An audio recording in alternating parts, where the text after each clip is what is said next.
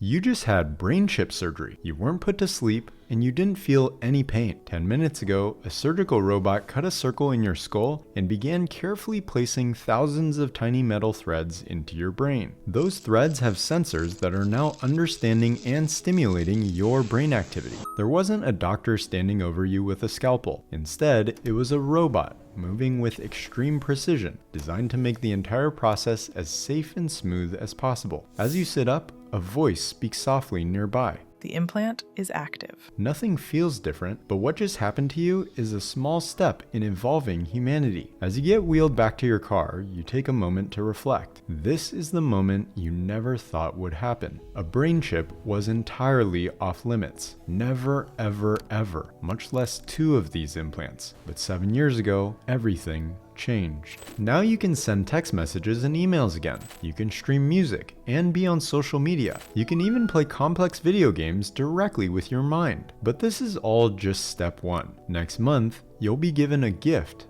that will transform your life forever. A week later, you're thinking about the clinic, the robot, the bright lights, the quiet hum of the machines. You're back home, and it's you, a chair you know a little too well, and a computer screen balanced on a stand. On it, your nurse appears in a video call window.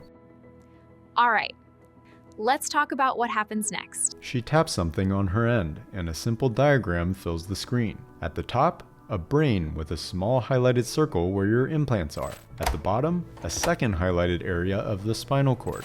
Right now, these implants up here are helping us read your motor signals and use them to control devices.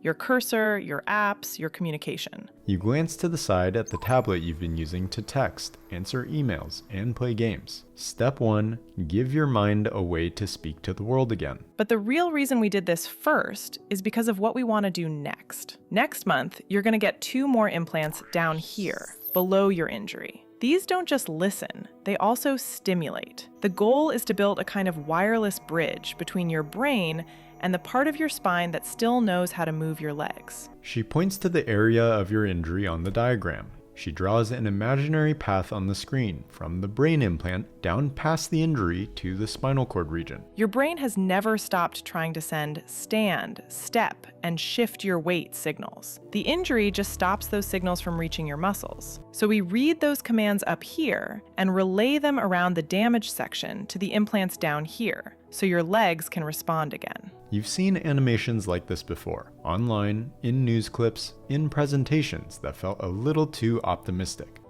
I want to make sure to set expectations appropriately. We can't promise that you'll walk the way you did before the accident. But your brain is giving us strong, usable signals. That's why we started with these implants. They're the foundation for the spinal bridge.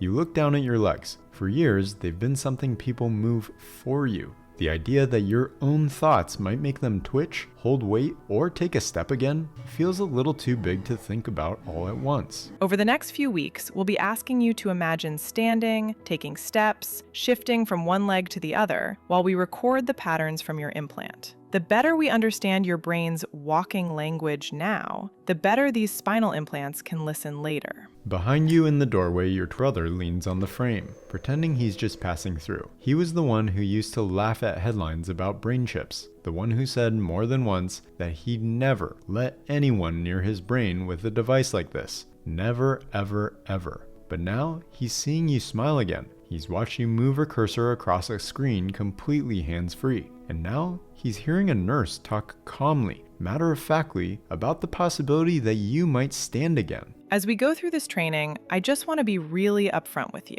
The surgery we're talking about for your spinal cord is a pretty big deal. It's got higher risks than the brain implants we did before, since the spinal cord is such a sensitive area. It handles all those important nerve signals and also supports a lot of your body's weight. So if anything goes wrong, it could have a major longer-term impact. We shouldn't rush into this. Let's talk it through together to make sure it feels right for you. Do you have any questions for me? The call wraps up. Your nurse signs off with a promise to send over exercises and schedules. You really think it'll work? The whole brain to spine bridge thing? You look down at your legs, then back at the blink display. I don't know, but it's the first time anyone's talked about more than just keeping things from getting worse. He nods slowly. Yeah, I mean, look, if anyone should be trying this, it's you. You actually need it. That makes sense. You smile. For most of modern medicine, brain surgery was built on an assumption. If anything was going to touch the brain, it would be a human hand. For decades, that was true. A skilled neurosurgeon with years of training was the tool that made life-changing operations possible. But the kind of implant you just received demanded something completely different. Instead of a few large sensors, Neuralink needed thousands of nanoscale sensors, each one placed at exactly the right spot in an area packed with delicate blood vessels. At that scale, even the best neurosurgeon runs into physical constraints. Imagine trying to guide a single hair into a 1 square millimeter spot inside a bowl of jello. Now imagine doing that not once, but thousands of times in a row. Moreover, with this surgery, each placement has to be even more than 100 times more precise than that. That's where the robot comes in. To make the surgery safe, the insertions had to be fast enough to lower infection risk, accurate enough to avoid damaging tissue, and consistent enough that the whole procedure could be repeated reliably around the world. A human hand simply wasn't built for that combination.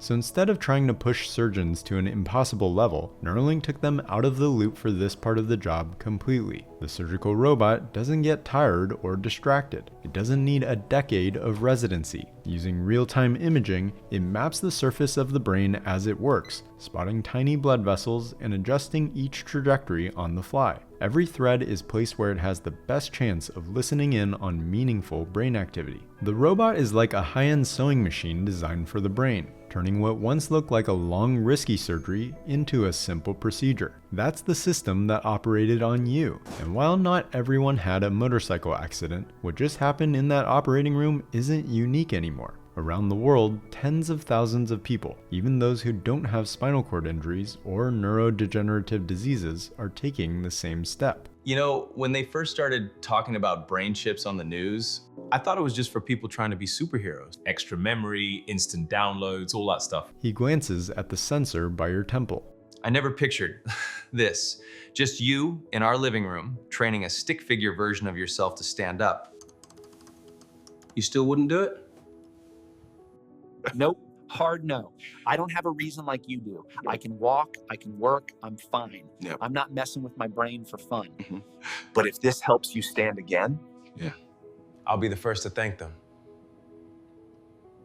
3 days later, the real work begins. It doesn't start with movement or standing. It starts simply with thinking. You sit in front of a screen showing a simple outline of legs, thin white lines, still and almost abstract. You're told to stay completely still and focus only on intention. So you do. You think about what standing once felt like, the pressure through your feet, the way balance used to happen without conscious effort, the small adjustments your body made on its own. For a while, nothing changes. Then one of the lines flickers. On the other end of the call, someone says softly, Okay, that's good data.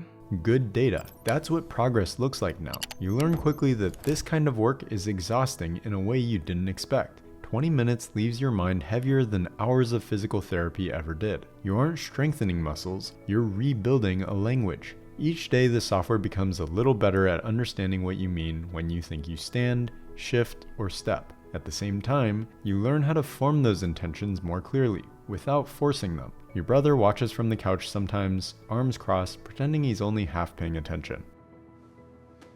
This looks kind of boring. You smile. So was learning how to walk the first time.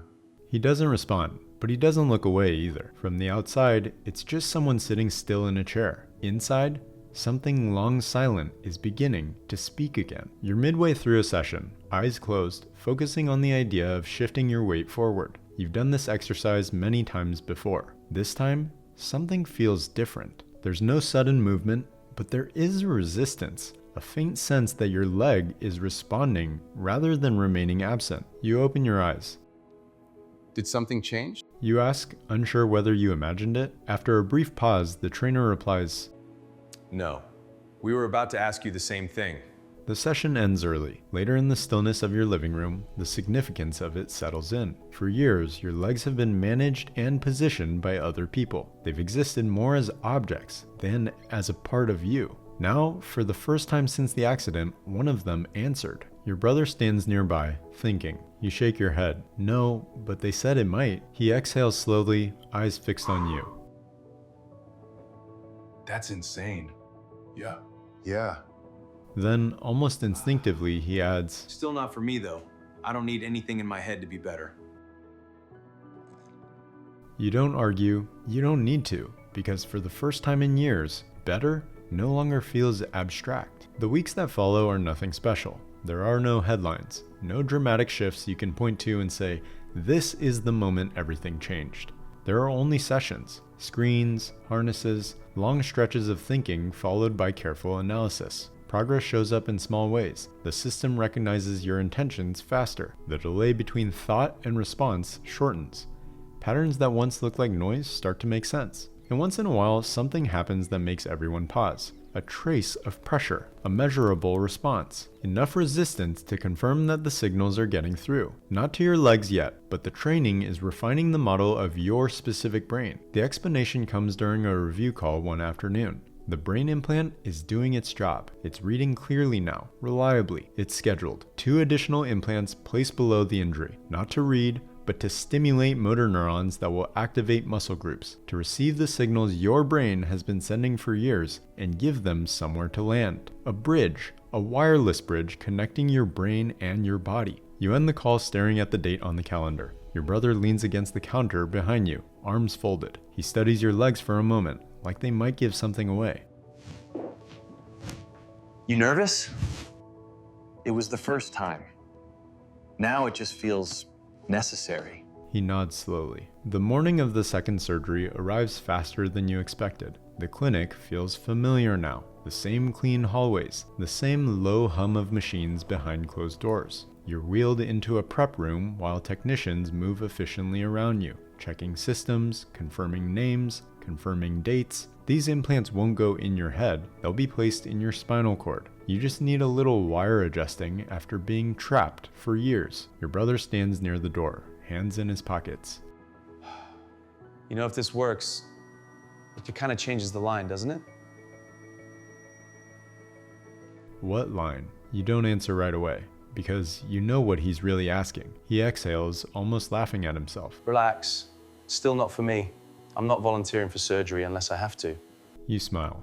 They wheel you toward the operating room. Bright lights, the surgical robot arms waiting patiently above the table. As they position you, you catch your brother's reflection in the glass. The technician leans in. We're ready to begin. Any last questions? You shake your head, because for the first time since the accident, the future doesn't feel like something you're bracing for. It feels like something you're stepping toward. The robot moves into position, and just before the procedure begins, one thought settles in clearly. Your brain never forgot how to talk. It just needed a way around the damage. The robot hovers in place, perfectly still, waiting for the final confirmation. For a moment, there's nothing to do but think about how strange it is that something so small, a few millimeters of hardware, can sit at the center of so much hope. About how for years, the future felt like something that only happened to other people. And about how none of this started with ambition. It started with loss. You didn't come here to be enhanced. You came here because something was taken from you. The promise wasn't superhuman ability. It wasn't reconnection. The chance for your thoughts to reach parts of your body they've been speaking to all along. Across the room, your brother watches quietly. He still tells himself this isn't for him. That this is about necessity, not choice. That he would never let a machine this close to his mind. Maybe that's true. Or maybe this is just how these things begin, with someone you love stepping forward first. The technician gives a small nod. Beginning implantation.